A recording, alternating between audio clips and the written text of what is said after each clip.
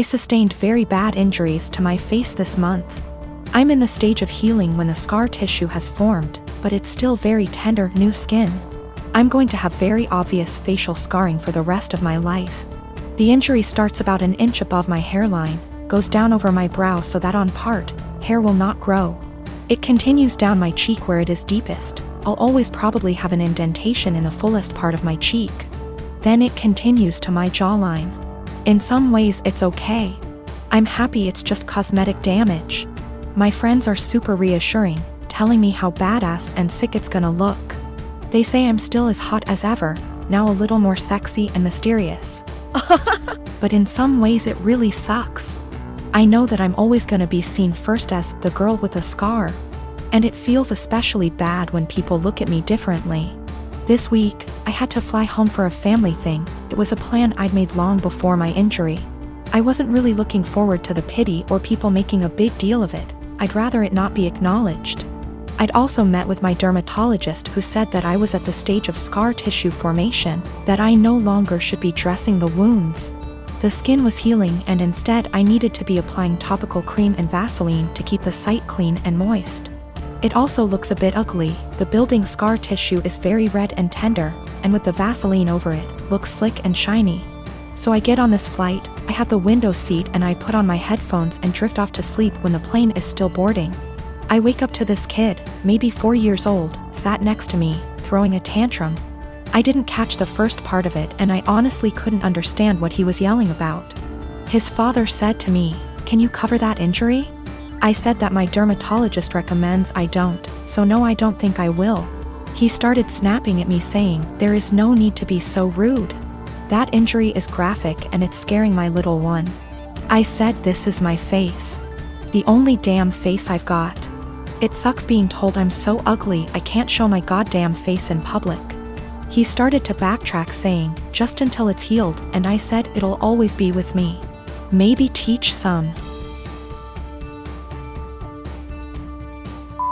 compassion and respect instead of telling a girl half your damn age what you think about her face.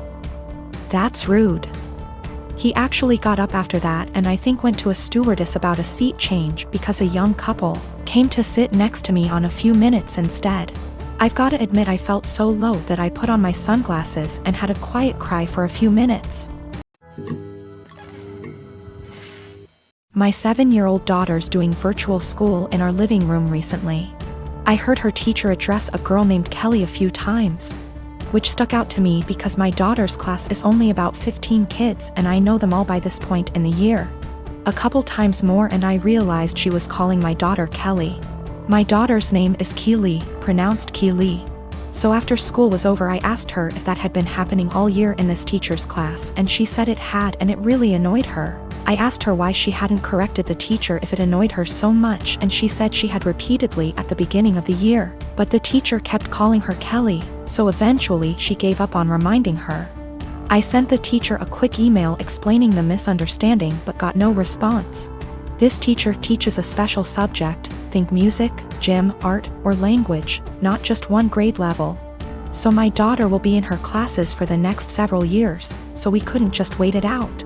And how moments like these are handled now will set the stage for how my kid deals with similar situations on her own in the working world. I encouraged my daughter to come to class early or stay later again, thinking maybe she hadn't heard or understood her last time.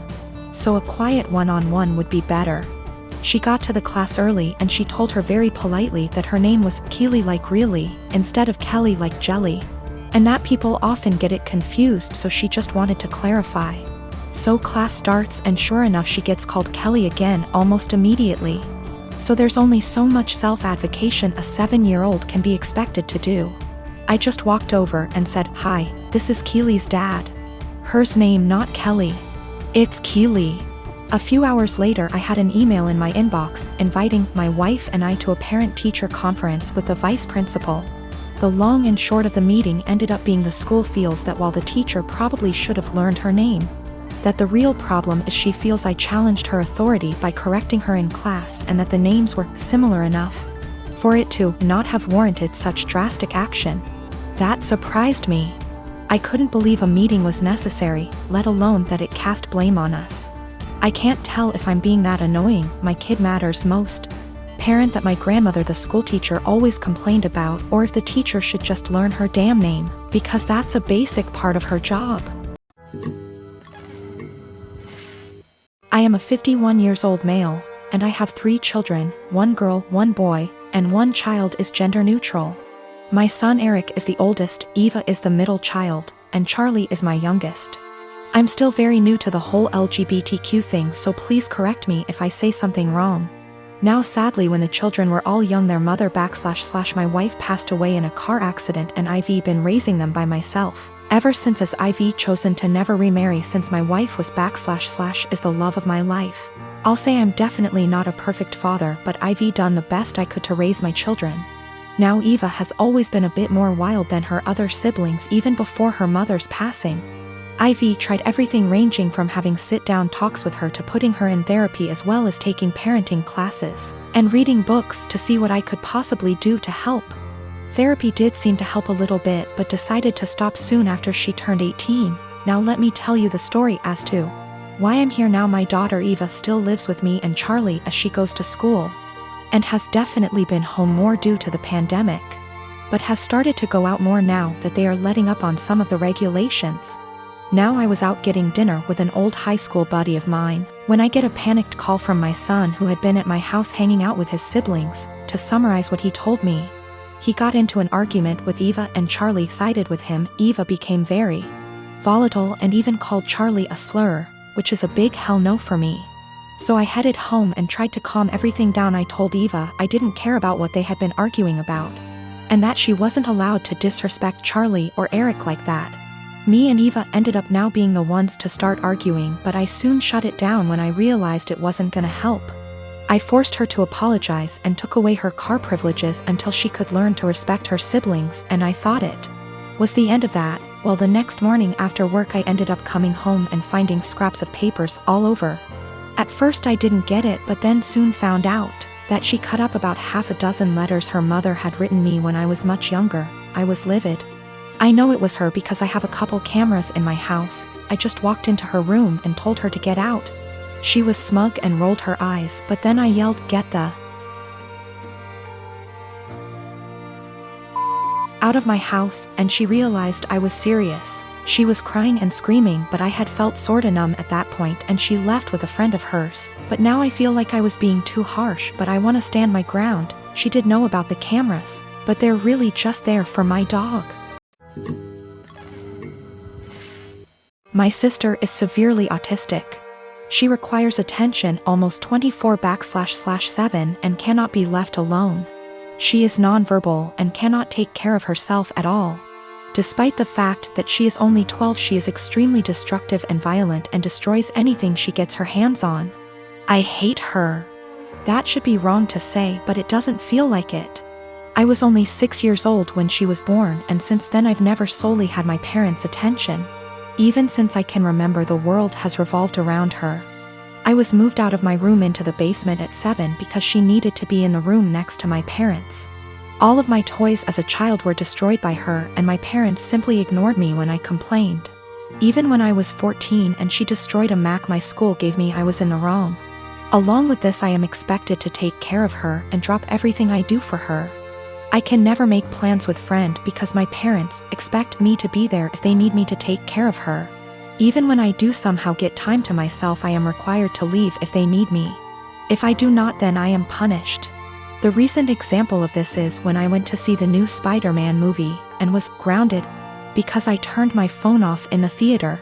It seems as if I am nothing more than a slave to them, and anything involving her simply overshadows me. This last week I was chosen to give a speech at a school event. I was so excited, and my parents promised to be there, but they never showed and claimed it was because of my sister. Anytime anything like this happens for me, they are too busy with her. I've held this in for so long, and it finally spilled out today. While talking about colleges with my father, he joked that I should get a degree that pays well so when they're gone I can take care of my sister. I don't know why, but this caused me to break down. I cried and screamed about how it always about her. I'm nothing more than a caretaker to them, that they always make it about her, and that I'm expected to be her slave for the rest of my life. I've locked myself in my room since then, and my parents have not come to check on me. It's not her fault that she was born the way she is. My parents came to talk to me a while after my breakdown, but I was unable to bring myself to talk to them and only cried and asked them to leave. They have made arrangements with my grandfather for me to stay with him for the time being, and am getting ready to go to his house. My parents want to talk to me, but we have decided it's best I leave for now to have some space and time to collect myself. We will be sitting down and talking later this week about this issue.